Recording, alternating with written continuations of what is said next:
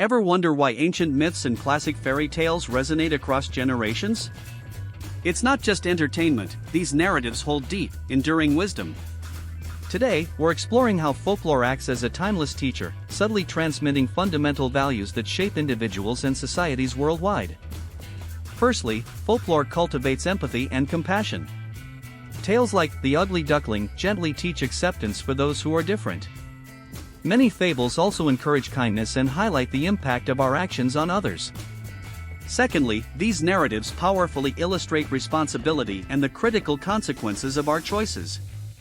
The Boy Who Cried Wolf is a timeless lesson on truthfulness and trust. The myth of King Midas cautions against the dangers of unchecked greed. Lastly, folklore champions perseverance and courage. Heroes from various cultures, like Jack climbing the beanstalk, inspire us to face challenges with bravery and ingenuity. These stories consistently affirm that resilience often leads to triumph. Ultimately, from ancient parables to enduring legends, folklore subtly guides us, providing a vital moral compass that enriches our understanding of the human experience.